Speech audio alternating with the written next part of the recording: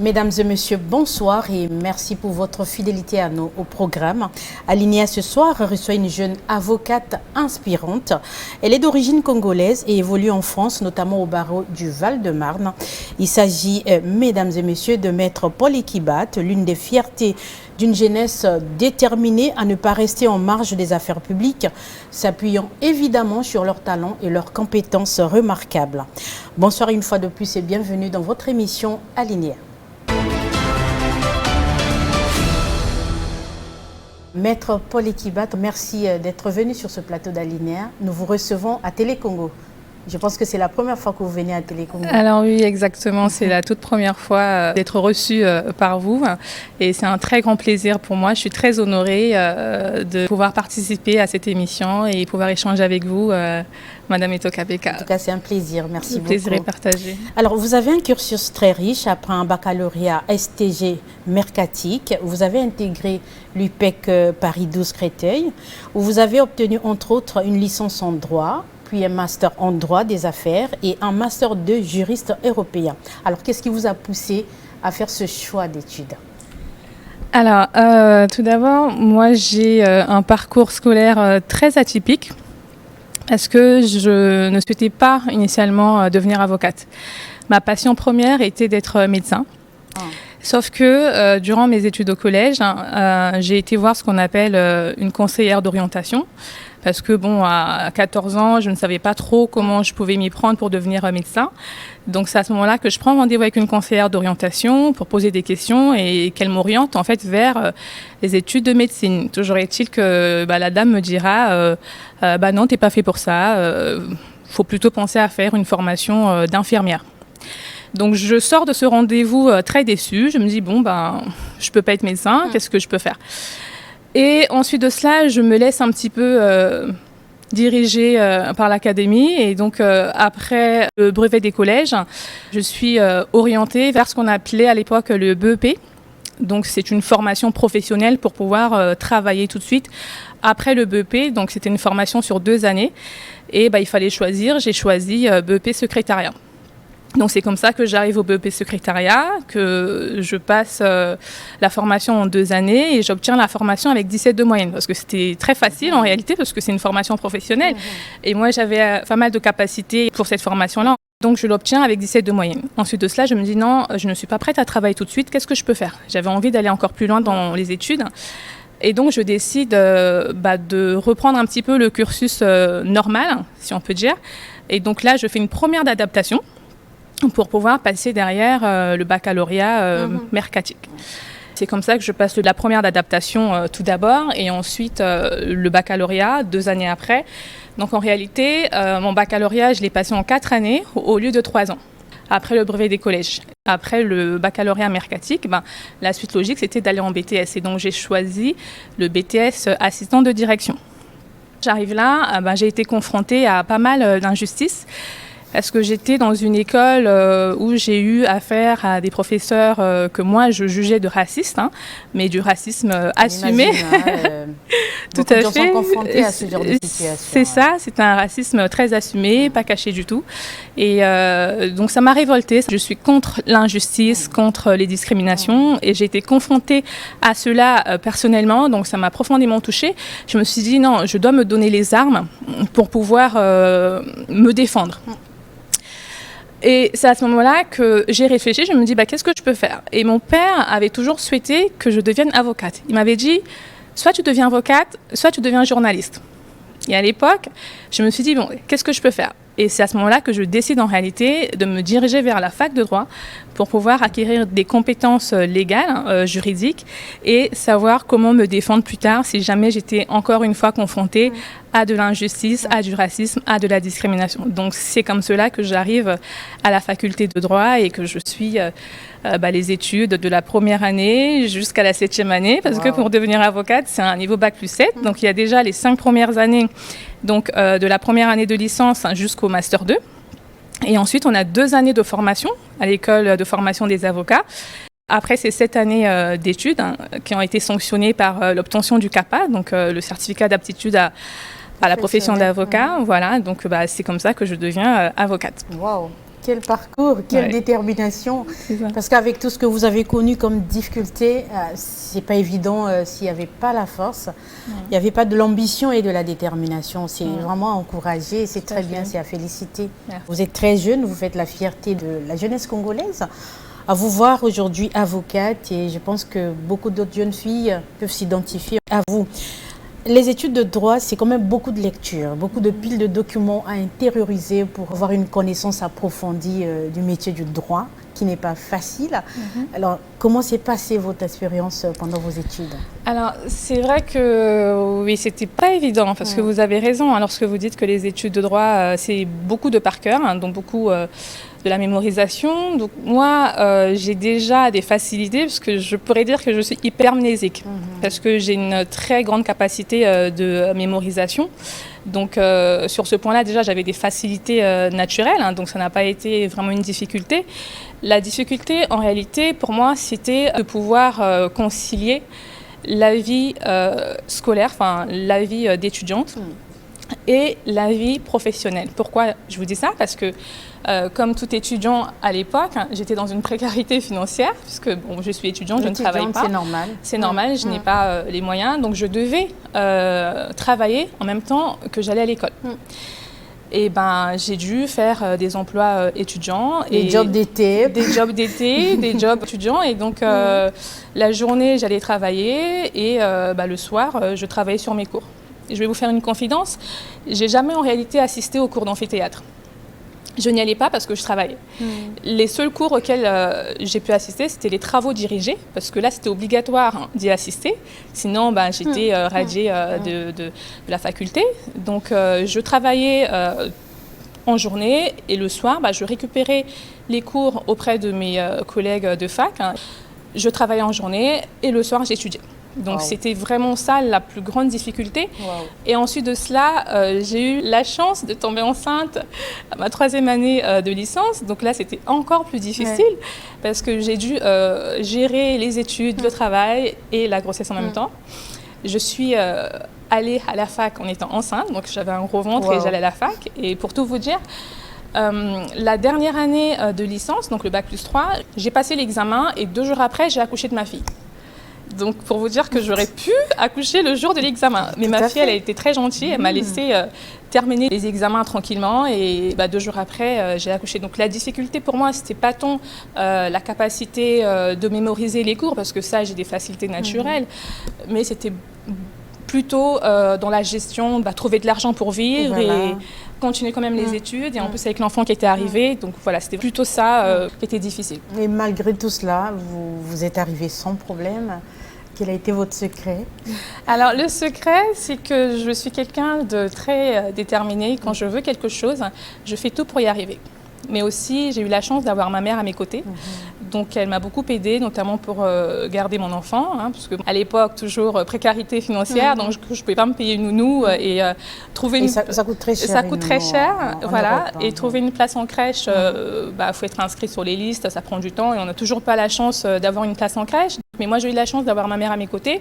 Donc, elle pouvait garder ma fille pour que je puisse continuer les études et à travailler en même temps. Et là, je suis certaine que vous avez transféré cet ADN de détermination à cet enfant qui, dans le ventre déjà, vous voyez sa mère, comment elle se battait pour avancer, c'est sûr. Exactement, oui. J'essaie vraiment de transmettre à mes enfants, parce que là, j'en ai 2 maintenant. Donc, j'essaie vraiment de transmettre le goût des études à mes enfants, le goût de prendre la parole en public. Ma fille, je l'incite beaucoup à prendre la parole en public. Donc, souvent, elle fait des exposés dans sa classe. Elle n'est pas du tout stressée parce qu'à la maison, elle s'entraîne avec maman, donc elle sait déjà comment parler en public. Et voilà, donc je m'efforce en tout cas à transmettre le goût du travail, de la méritocratie. Voilà. En tout cas, c'est une très belle expérience. Alors, vous avez effectué plusieurs stages en France notamment, au cour d'appel de Paris et dans des cabinets d'avocats. Racontez-nous un peu cette expérience qu'on imagine succulente et beaucoup d'anecdotes peut-être et beaucoup de difficultés, peut-être magnifiques aussi, pourquoi pas. Alors, durant mes stages, alors le stage que j'ai le plus apprécié, c'est celui de la Cour d'appel de Paris. Alors, je vais vous raconter une petite histoire. C'est que quand je faisais la formation à l'école de formation des avocats, donc on avait le stage obligatoire. Le premier stage devait obligatoirement être effectué au sein d'un cabinet d'avocats. Et le second stage, on pouvait choisir soit dans une juridiction, soit dans une entreprise. Donc, j'ai postulé un petit peu partout et j'ai eu la chance d'être retenue auprès d'une compagnie d'assurance qui me proposait 2 000 € par mois de salaire durant le stage. Et en même temps, j'ai eu la chance d'être retenue au sein de la Cour d'appel de Paris. Et là, je me suis dit, qu'est-ce que je peux faire? Est-ce que je choisis la Cour d'appel ou je choisis l'appât du gain? Et là, je me suis dit non, aller à la cour d'appel, parce que moi, je voulais faire du contentieux. J'aspirais au métier d'avocat, donc je me suis dit, métier d'avocat, c'est du contentieux, c'est les tribunaux, tout ça. Donc je me suis dit, la compagnie d'assurance ne va pas m'apporter dans le cadre de mon projet professionnel. Et du coup, je n'ai pas regardé l'argent. J'ai choisi la cour d'appel où j'étais rémunérée 500 € par mois, donc, parce que je savais que là-bas, j'allais beaucoup plus apprendre par rapport à mon projet professionnel. Donc, je choisis la formation à la Cour d'appel de Paris, une formation qui a beaucoup apporté parce que j'étais de l'autre côté de la barre. J'étais du côté où on prend la décision.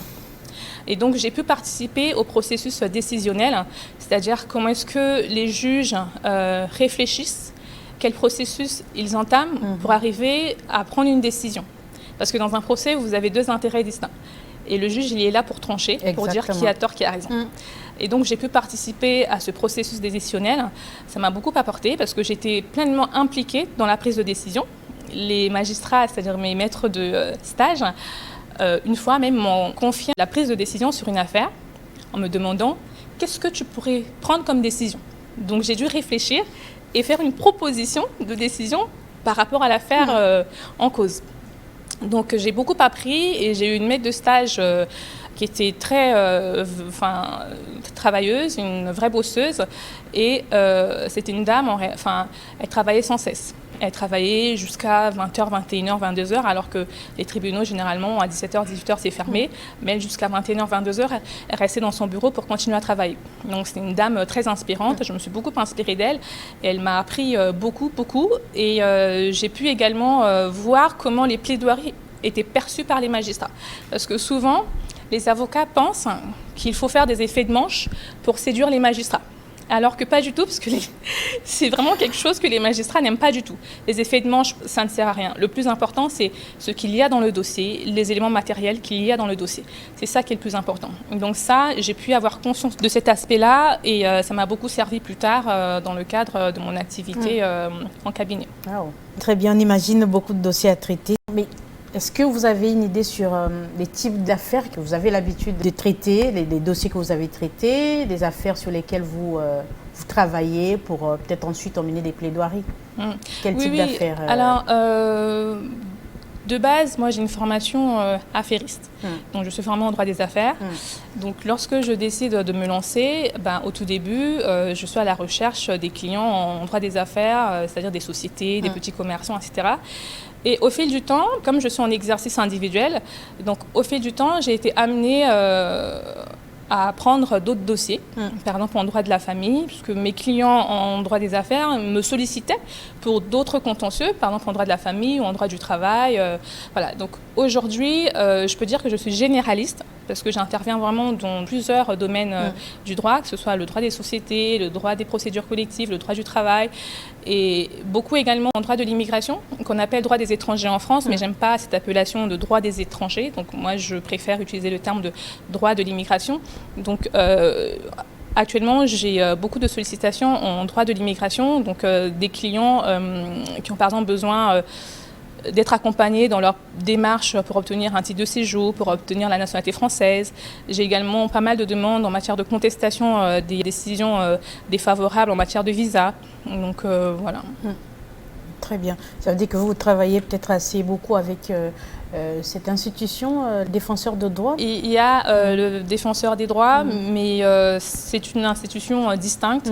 Et moi, je ne collabore pas avec le défenseur des droits. Les particuliers, les justiciables, en fait, peuvent se tourner vers le défenseur des droits pour avoir une aide supplémentaire. Voilà. Mais en tant qu'avocate, j'ai jamais eu à collaborer avec le défenseur des droits. Des affaires souvent délicates, on imagine. Hein. Est-ce que vous avez eu des mauvaises expériences? Oui, oui. Ça peut pas manquer. Ça peut pas manquer. Moi, je dis souvent que le métier d'avocat est un métier à risque. C'est un métier noble, oui, mais c'est un métier à risque. Parce que la plus grande difficulté, c'est les clients mécontents. Quand vous êtes sur un dossier et que tout se passe bien, le client il est content, alors là, tout va bien. Mais il suffit que les choses ne se passent pas comme le client l'espérait. Et là, ça va mal. Parce que moi, j'ai déjà été menacée. J'ai déjà reçu des menaces, non pas de la part de mes clients directement, mais de la part de la partie adverse. Qui était mécontent en fait de la décision rendue et donc ils se tournaient vers moi pour me dire que c'est pas l'avocat qui rend des décisions. C'est ça, c'est le tribunal qui rend les décisions et pour eux en fait ils estimaient que c'était de ma faute si ils n'avaient pas obtenu gain de cause et donc j'ai reçu des menaces en ce sens. Là, ça veut dire que vous avez fait du bon travail. On peut dire en faveur de votre client. Envers mon client. Oui. On peut dire ça. Oui. Je rappelle que vous êtes actuellement avocate à la Cour, barreau du Val-de-Marne, après un passage au barreau de Paris. Vous l'avez expliqué, une fierté pour vous aujourd'hui, n'est-ce pas? Tout à fait, oui. Alors, lorsque j'ai prêté serment, j'ai choisi de m'inscrire au sein du barreau de Paris. Parce que bon, c'est un barreau prestigieux, de renommée internationale. Tout à fait. Donc, et qui d'ailleurs concentre près de la moitié des avocats de France. Parce qu'en France, il y a environ 60 000 avocats et le barreau de Paris, à lui seul, représente à peu près 35 000 avocats, si je ne me trompe pas. Donc c'est un très grand barreau et c'était une fierté d'être inscrite au barreau de Paris. Voilà, c'était prestigieux. J'avais même pris un local sur le boulevard de Sébastopol, pas loin de Châtelet. C'était très bien. Et par la suite, comme je vous expliquais, je suis mère de 2 enfants.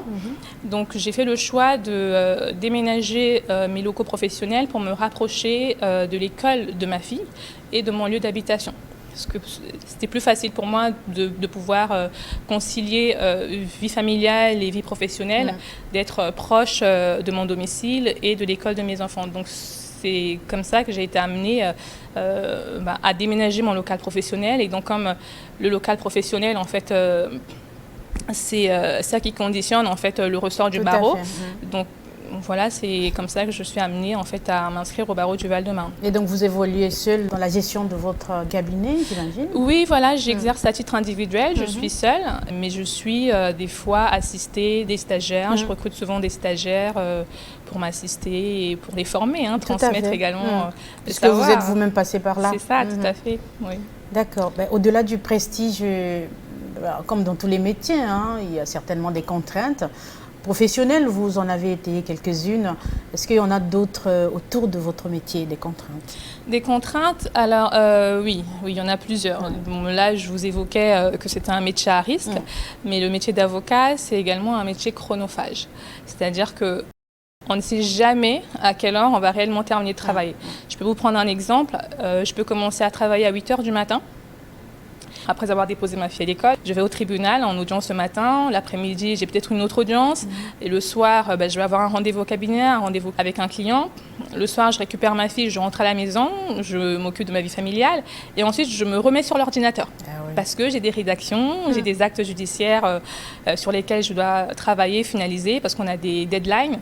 La procédure, elle est très rigoureuse. Donc, on a des fois des dates à ne pas dépasser, parce que si on dépasse la date, ça peut vous faire perdre en fait le procès. Des fois, on est tenu par des délais et même après avoir fermé mon cabinet, je dois continuer à travailler chez moi à la maison. Donc, j'ai des journées des fois où je travaille de 8 h du matin à 2 h, 3 h du matin. Juste un petit moment pour essayer de dormir un petit peu, ça, reprendre des forces. C'est ça, et ça s'enchaîne, ça continue. Ça continue comme ça. Et donc, c'est un métier chronophage et il faut vraiment être motivé. Il faut vraiment que ce soit une passion. Parce que si ce n'est pas une passion, on peut très vite abandonner. Donc, il faut vraiment que ce soit une passion et... Voilà. Et les enfants s'adaptent facilement à ce que vous leur imposez en tant que mère. Oui. C'est vrai que c'est pas évident pour les enfants parce que des fois, ma fille elle me reproche de ne pas passer beaucoup de temps avec elle. Mais je prends le temps de leur expliquer que c'est une nécessité, c'est mon travail, c'est comme ça, et que quand elle, hein, particulièrement ma fille, parce qu'elle est déjà grande, quand elle sera grande et qu'elle va travailler, elle comprendra mieux ce que je vis. Donc je prends quand même le temps de leur expliquer les choses. Alors, vous exercez en France où vous résidez. Alors, comment percevez-vous votre avenir en tant qu'avocate? Alors, je ne peux pas spéculer sur l'avenir, hein, mais ça c'est sûr. Mais en tout cas, j'espère continuer. Avoir un grand cabinet, c'est ça, s'installer dans les 4 coins du monde, peut-être. Voilà, en tout cas, c'est ce que j'espère. Et le Congo figure dans ce programme ou pas? Oui, j'ai des projets pour le Congo. Pour l'instant, c'est au stade de projet, donc on verra bien ce que l'avenir va me réserver. Mais en tout cas, oui, j'ai des projets de développement. Oui. C'est très bien, c'est très bien. Alors, vous avez dit que vous avez des stagiaires dans votre cabinet. Avec votre façon de faire, comment vous arrivez à leur transmettre cette passion que vous portez de ce métier, ce talent et ces compétences que vous avez?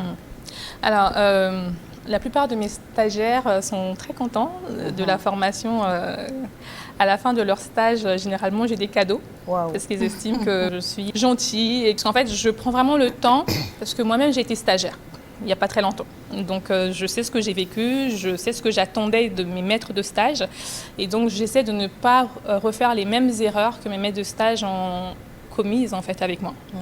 Donc, je prends le temps d'expliquer, je leur donne du travail parce que souvent, quand vous êtes stagiaire dans les cabinets d'avocats, vous êtes utilisé comme des secrétaires ou des assistants ou des aides photocopieurs. Alors que non, le rôle d'un stagiaire en cabinet d'avocat, c'est d'apprendre le métier d'avocat. Moi-même, j'ai dû quitter pas mal de stages justement parce que on me laissait que traiter des mails. Voilà. Et j'ai même une fois eu un maître de stage qui m'a dit aujourd'hui on va faire du métier d'avocat. J'ai dit ok, très content. J'ai dit ok. Fini les mails, fini les photocopies, donc je vais vraiment faire du concret.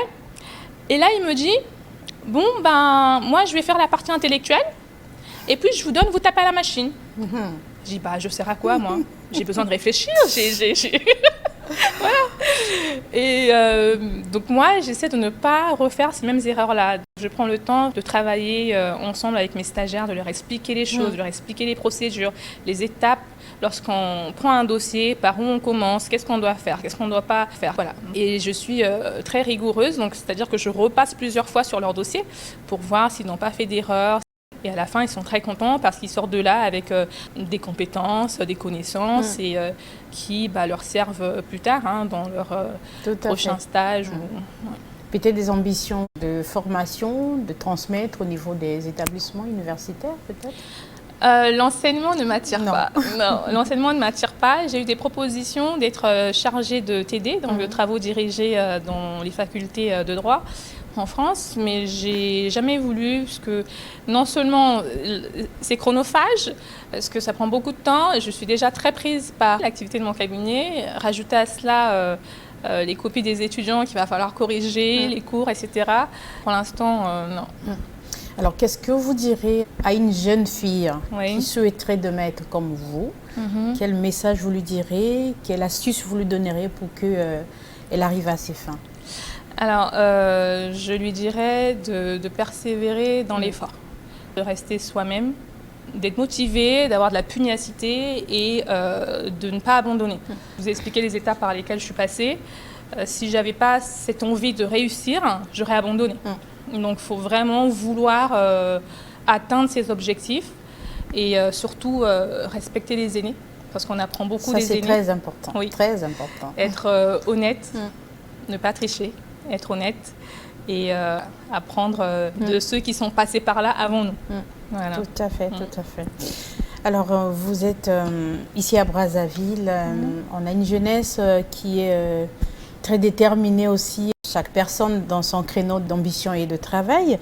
Quelle est votre perception aujourd'hui de la jeunesse congolaise? Alors, j'ai eu l'opportunité d'échanger avec pas mal de jeunes congolaises, parce que j'ai beaucoup plus échangé avec des jeunes femmes congolaises, dont j'ai pu constater toute la motivation et l'envie de réussir. Je trouve que la jeunesse congolaise, surtout les jeunes femmes congolaises aujourd'hui, elles ont envie en fait de montrer qu'elles peuvent également faire comme les hommes, qu'elles sont tout aussi compétentes que les hommes. Elles sont instruites, intelligentes. Elles ont des compétences à faire valoir et donc je pense qu'on devrait plus leur donner l'opportunité de pouvoir se réaliser. Parce que moi j'ai toujours dit, le rôle d'une femme en société, ce n'est pas d'être l'épouse d'eux. Dans ma perception de la vie, la femme doit être tout aussi indépendante qu'un homme. Et je pense qu'on devrait beaucoup plus encourager les femmes à se réaliser par elles-mêmes, par l'égalité d'accès à l'emploi, mettre en place des politiques pour les aider à être autonomes, à être indépendantes et à pouvoir se réaliser par le travail. Par le travail. Jusqu'ici, malheureusement, beaucoup pensent que, surtout quand on parle de parité, on pense que c'est un acquis qui doit nous être imposé, alors que tout doit se faire par mérite. Et puis ces conceptions ne doivent pas nous conforter dans nos positions de femmes pour attendre que tout nous soit donné. Mais malheureusement, il y en a qui pensent encore comme ça. Que leur direz-vous? Je leur dirais de continuer à travailler, de ne pas rester sur les acquis, justement, parce que lorsque l'on reste à la place que l'on nous donne, on reste là, on est un petit peu limité en réalité. Alors qu'il ne faut pas se limiter. Il faut toujours en vouloir plus, faire ses preuves, se former. Si on a des lacunes dans un domaine, quand on n'y arrive pas, il faut chercher à se former, à acquérir de nouvelles compétences, à se perfectionner en réalité. Donc il ne faut pas se limiter à la place qu'on nous a mise, il faut chercher à aller plus loin. Chercher à aller plus loin. Je vais vous prendre mon exemple personnel, parce que j'aurais pu commencer en tant que collaboratrice ou salariée dans un cabinet d'avocats, mais j'ai fait le choix de m'installer tout de suite à la fin de mes études. Pourquoi? Parce que je me suis dit que le salariat, ça allait me limiter. Et je ne voulais pas être limitée. J'avais d'autres ambitions. Donc voilà, faut faire des choix judicieux et toujours en vouloir plus. Alors nous tendons vers la fin de notre entretien. Est-ce que vous aurez un dernier mot à l'endroit de nos téléspectateurs? Oui, alors un dernier mot. Je dirais à toutes les jeunes femmes et les jeunes hommes également, parce que je ne suis pas limitée qu'aux femmes. En tout cas, à toute la jeunesse qui nous suit, d'être déterminée, d'avoir des rêves, de rêver. C'est très important de rêver et de continuer à se battre, de travailler, se perfectionner, acquérir de nouvelles connaissances pour pouvoir atteindre ses objectifs. Et là, je reviens encore apprendre de nos aînés, se rapprocher de nos aînés pour s'abreuver de conseils et de connaissances des gens qui sont passés par là avant nous. En tout cas, merci beaucoup. Merci pour ce partage que vous nous avez fait sur ce plateau d'Alinéa. Merci d'être passé sur nos antennes. En tout cas, merci beaucoup. Merci beaucoup à vous également, Madame Etoka-Beka. Merci.